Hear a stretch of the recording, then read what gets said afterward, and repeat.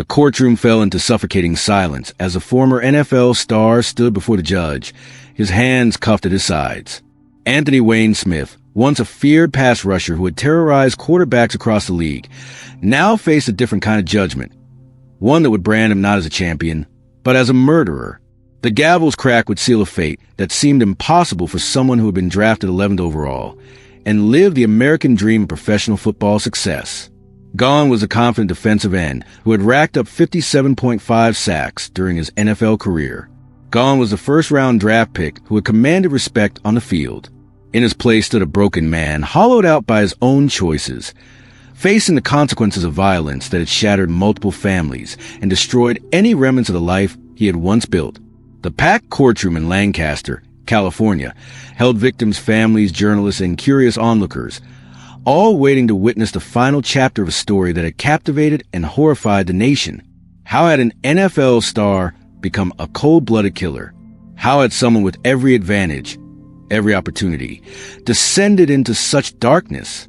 As Smith stood awaiting his sentence, these questions hung in the air like ghosts, unanswered and perhaps unanswerable. If you are new to this channel, please subscribe and let's keep breathing life into stories that were never meant to stay silent. Now, let's continue. Anthony Wayne Smith's journey to the National Football League was the embodiment of the American dream. A gifted athlete with size, speed, and raw power, Smith had excelled at football from an early age. He played college football in Arizona and Alabama, showcasing the kind of talent that made NFL scouts take notice. His ability to rush the passer and disrupt offenses made him one of the most promising defensive prospects in the country. In 1990, Smith's dreams became reality when the Los Angeles Raiders selected him with the 11th overall pick in the NFL draft. It was a moment of triumph, the culmination of years of hard work and dedication. The Raiders, with their storied franchise and rabid fan base, offered Smith a platform to become a star. He signed a lucrative contract that would set him up financially and give him the opportunity to play at the highest level of professional football. Smith didn't disappoint. Over his 8-year career with the Raiders, first in Los Angeles, then in Oakland after the team relocated, he established himself as a formidable defensive end. He amassed 57.5 sacks and 190 tackles, becoming the kind of player offensive coordinators had to account for on every play. Quarterbacks learned to fear his name. His speed off the edge and his relentless motor made him a nightmare for opposing offenses. But life in the NFL, while glamorous on the surface, came with its own set of challenges. The physical toll of the game, the pressure to perform, and the lifestyle that often accompanied professional sports all created an environment where poor decisions could flourish. Smith's personal life began showing cracks, even while his professional career was still intact. In 1997, Smith was arrested for domestic violence involving a woman and was sentenced to anger management classes. It was a warning sign, a red flag that suggested something dark lurked beneath the surface of a successful athlete. That same year, Smith opted out his contract and left the NFL following a brief practice stint with the Denver Broncos. At just 30 years old, his football career was over. The transition from professional athlete to civilian life is notoriously difficult. For Smith, it proved catastrophic. Without the structure of football, without the identity that came with being an NFL player, he seemed to lose his moorings entirely. The discipline that had made him successful on the field evaporated in his personal life. Smith had been married 3 times. His second wife was former singer and actress Denise Matthews, better known by her stage name Vanity.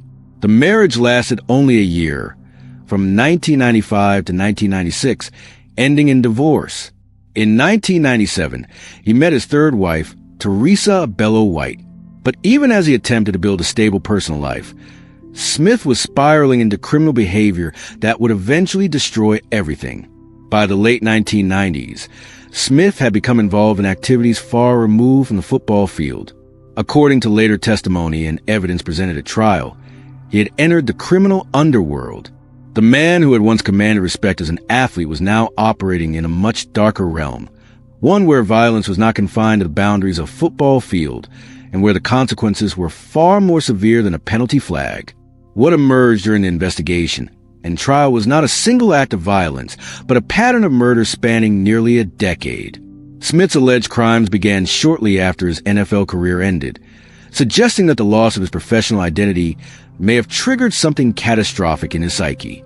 In November 1999, brothers Ricky and Kevin Nettles were kidnapped from their Los Angeles car wash business. What followed was a nightmare of unimaginable brutality. According to prosecutors and evidence presented at trial, Smith posed as a police officer to abduct the brothers. This impersonation, a perverse inversion of authority and trust, allowed him to gain control of his victims without resistance. The brothers were tortured before being murdered. Their bodies were found shot to death and dumped about 8 miles apart. The details that emerged during testimony were horrifying. The Nettles brothers were found with their heads wrapped in duct tape. Ricky Nettles' stomach had been branded with a burn in the shape of a clothing iron, a mark of sadistic cruelty that shocked even seasoned investigators. The families of the Nettles brothers were devastated.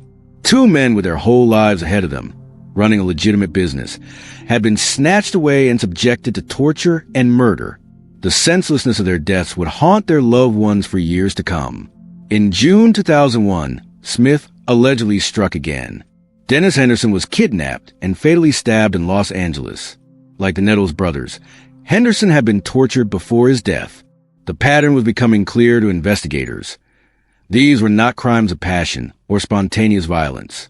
They appeared to be calculated, brutal acts carried out by someone capable of extraordinary cruelty.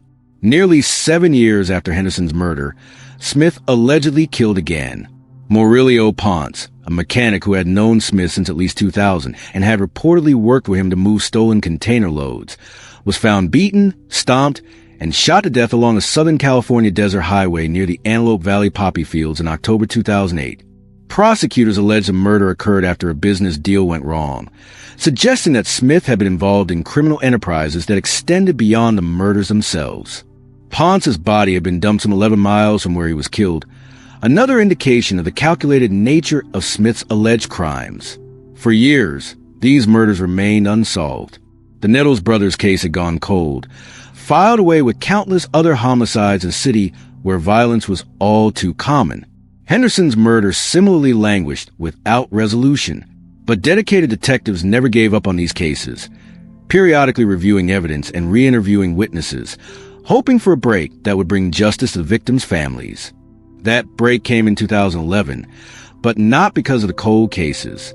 Smith was arrested in March 2011 and charged with the murder of Maurilio Ponce. Prosecutors alleged that Smith, along with 2 others, had killed Ponce over a failed business deal.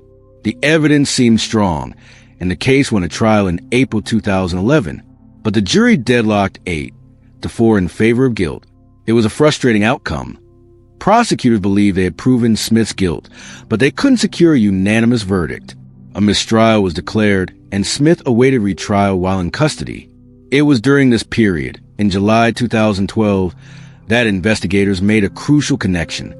While Smith sat in jail awaiting his retrial on the Ponce murder, Los Angeles homicide detectives were reviewing cold cases, re-interviewing witnesses, and looking for patterns.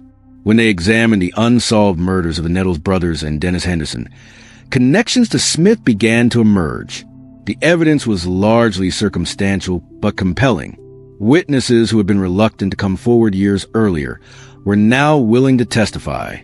2 identifications by witnesses placed Smith at relevant locations. Perhaps most damning, zip ties found on one victim's hands came from the same production batch as ties found in Smith's possession. Rope found on one body was similar to rope also in Smith's possession. Additionally, investigators discovered books on how to kill people among Smith's belongings. The titles included Kill Without Joy and Professional Killers, an inside look, chilling reading material that suggested a man who had thought deeply about murder. In July 2012, prosecutors charged Smith with 3 additional killings: the murders of the Nettles brothers and Dennis Henderson.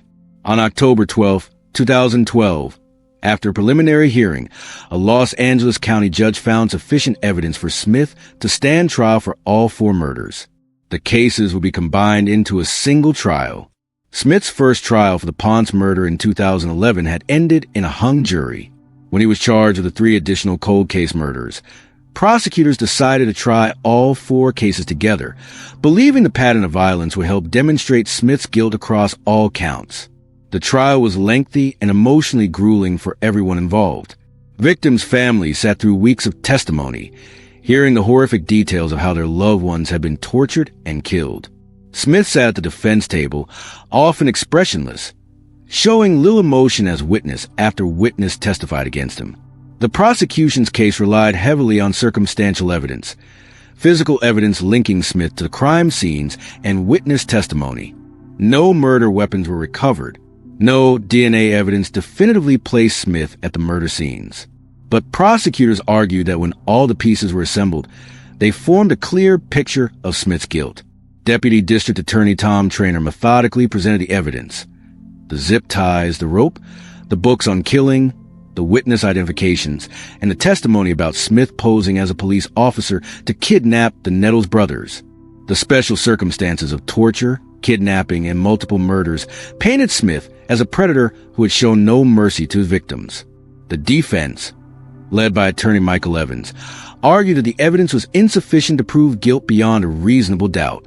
They questioned the reliability of witness identifications that had come years after crimes. They pointed out the lack of physical evidence directly linking Smith to murders. They argued that Smith was being convicted based on speculation and weak connections rather than solid proof. For days, the jury deliberated behind closed doors, weighing the evidence and testimony they had heard.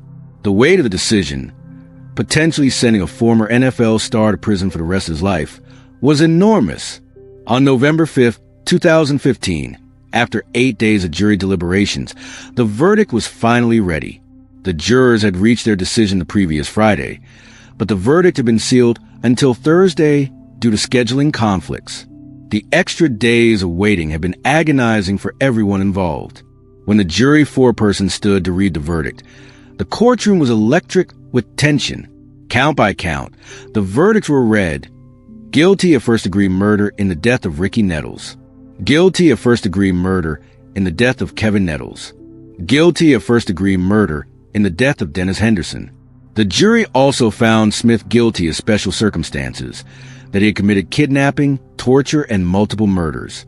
These findings meant Smith would face the maximum possible sentence: life in prison without the possibility of parole. Alicia Tribble, a sister-in-law of the Nettles brothers, sobbed and muttered, "Thank God," as each guilty verdict was read. Years of waiting, years of wondering if justice would ever come, had finally culminated in this moment. "Justice will be served," she said afterward. "All my nieces and nephews will have some closure. We won't bring them back, but at least the person who is responsible will pay for what he has done." But there was one count on which the jury could not reach a verdict. For the murder of Murillo Ponce, the case that had originally led to Smith's arrest, the jury deadlocked 9-3 in favor of guilt. Because criminal cases require a unanimous verdict, the judge declared mistrial on that count. It was the second time a jury had failed to reach a unanimous decision on the Ponce murder. Defense attorney Michael Evans said he would likely file a motion to set aside the guilty verdicts, arguing that jurors didn't follow the law and were confused how the law applies. He expressed disappointment that jurors had declined to explain their reasoning after the verdict. As deputies handcuffed Smith and led him out of the courtroom, the 48-year-old former NFL star remained largely expressionless. Whatever thoughts occupied his mind, regret, defiance, shock, or acceptance, he kept to himself. On January 22, 2016, Anthony Wayne Smith returned to court for sentencing. The proceeding was a formality in many ways. The law required life in prison without parole for the special circumstances murders he had been convicted of, but it was also an opportunity for victims' families to address Smith directly and for the judge to articulate the gravity of his crimes. Prosecutors detailed the horror of Smith's crimes for the court. They described the torture inflicted on the Nettles brothers and Dennis Henderson. They reminded the court of Smith's attempt to evade justice by posing as a police officer. They emphasized the calculated, predatory nature of his actions. Victims' families gave impact statements that were heartbreaking in their raw emotion. They spoke of holidays forever tinged with sadness, of milestones celebrated without the loved ones who should have been there, of children who would grow up without fathers or uncles. They described the ripple effects of Smith's violence, how entire families have been fractured by grief and trauma. The judge sentenced Smith to 3 consecutive life terms without the possibility of parole. At 48 years old, Smith would spend every remaining day of his life behind bars. There would be no possibility of parole hearings, no chance of early release, no hope of ever walking free again. The judge's words echoed through the courtroom. You took 3 innocent lives in brutal fashion. The evidence showed calculated cruelty and a complete disregard for human life. You have forfeited your right to freedom. Society must be protected from you permanently. As to the Ponce murder, prosecutors announced they would decide whether to retry Smith on that count. Ultimately, they chose not to pursue a 3rd trial for that case. Smith was already facing 3 consecutive life sentences, and the costs and resources required for another trial seemed unjustifiable. The Anthony Wayne Smith case left deep scars on everyone it touched, wounds that would never fully heal and questions that would linger for decades. The families of the victims, the Nettles brothers and Dennis Henderson, had to grapple with the senseless loss of their loved ones, killed by someone who had once been celebrated as a sports hero. They attended every court hearing, sat through every painful detail of the trial, and watched as a man who had destroyed their lives showed little to no remorse for his actions. For these families, closure remained elusive even after the guilty verdict and sentencing. How do you make sense of violence that seems to have no rational explanation? How do you move forward when your loved one's murderer was someone children once admired? The cognitive dissonance was almost too much to bear. Support groups and therapy could only do so much to ease the pain of lives cut short and futures stolen. The media attention, while it helped bring Smith to justice, also complicated their grieving process. Every news story, every mention of the former NFL star turned killer reopened wounds and forced them to relive their trauma. Some family members eventually became advocates for victims' rights, channeling their pain into purpose. Others retreated from public view entirely, seeking privacy and peace in whatever way they could find it. The NFL and the broader sports community struggled to reckon with Smith's fall. Smith's prosecution stood as one of the most serious criminal cases brought against an NFL veteran, rivaling even the case of Aaron Hernandez, the former New England Patriots tight end, who was serving a life sentence for murder.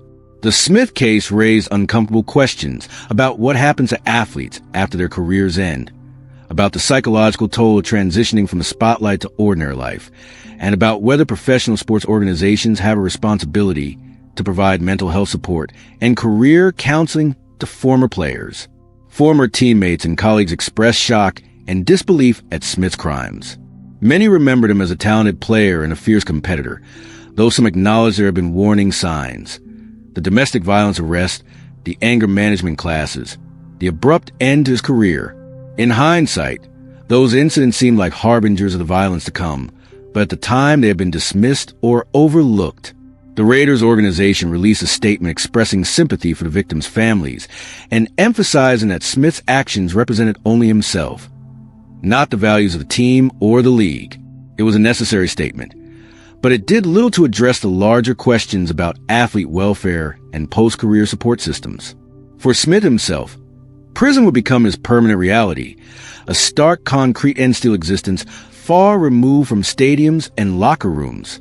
Appeals were filed by his legal team, each one arguing various points of law and procedure, each one ultimately denied by the courts. The legal system had spoken with finality, and there would be no redemption arc, no comeback story, no opportunity for the kind of transformation that sports fans love to celebrate. Behind bars, Smith became just another number in California's massive prison system. The man who had once terrorized quarterbacks had become a convicted killer, and justice had finally caught up with him. His days would be measured not by game schedules and training camps, but by count times and commissary schedules. The roar of crowds had been replaced by the clang of cell doors and the echo of footsteps on concrete floors. Whatever thoughts occupied Smith's mind in his cell, regret, defiance, denial, or acceptance, remained largely private. Unlike many convicted criminals who eventually express remorse or seek forgiveness, Smith maintained a public silence that only deepened the mystery of how someone with so much promise could fall so far and commit such irredeemable acts. His attorney's statements after conviction maintained Smith's innocence. But Smith himself offered no explanations, no apologies, no acknowledgement of the pain he had caused. The story of Anthony Wayne Smith is a cautionary tale about the destructive potential that can lurk beneath even the most successful exterior. It's a reminder that athletic achievement, fame, and financial success do not inoculate someone against darkness or guarantee moral character. Smith had every advantage: talent, opportunity, wealth, and the adulation of fans. Yet he threw it all away to become a torturer and killer. His journey from NFL draft pick to convicted murder raises uncomfortable questions about the transition athletes face when their playing days end.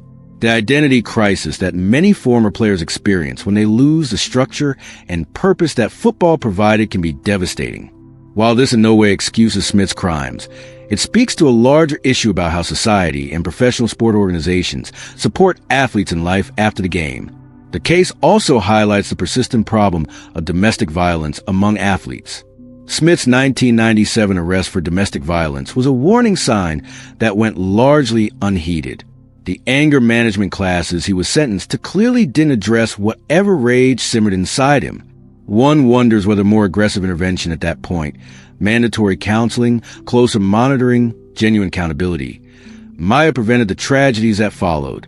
Of course, we'll never know, and Smith alone bears responsibility for his choices. For the victims' families, Smith's athletic achievements are irrelevant. They knew Ricky Nettles, Kevin Nettles, and Dennis Henderson not as entries in a crime statistic, but as beloved family members, fathers, brothers, sons, whose absence has left permanent voids in their lives. The Nettles brothers were running a car wash, working to build a life for themselves and their families. Henderson was simply in the wrong place at the wrong time, crossing paths with a man capable of monstrous violence. Their murders were not the result of gang warfare or drug deals gone wrong, though prosecutors hinted at Smith's involvement in criminal enterprises involving stolen goods. They were, according to the evidence, calculated acts of violence carried out by a man who had learned to channel his aggression on the football field, but who had taken that aggression to evil extremes when his football career ended. Today, Anthony Wayne Smith remains incarcerated in California, serving his 3 consecutive life sentences far from the cameras and spotlight he once knew. The number 94 jersey he wore for the Raiders has been worn by other players since. His name appears in record books for his on-field accomplishments, but it's forever overshadowed by his horrific crimes. His legacy is his 57.5 career sacks or his first-round draft status. It's a tragedy written in blood, a promising life destroyed by violence he himself perpetrated, and families forever scarred by unspeakable loss. It's a story that needed to be told, not to glorify crime or sensationalize violence, but to remember the victims, to understand how completely a human life can unravel, and to recognize that fame and success mean nothing when measured against the capacity for evil. In the end, Anthony Wayne Smith had a choice. He could have sought help for his anger issues. He could have built a life after football that honored the gifts he'd been given. Instead, he chose violence, torture, and murder. And now, he will spend every day for the rest of his life living with those choices, locked away from society, remembered not as an athlete, but as a killer who destroyed innocent lives and betrayed every opportunity he'd ever received.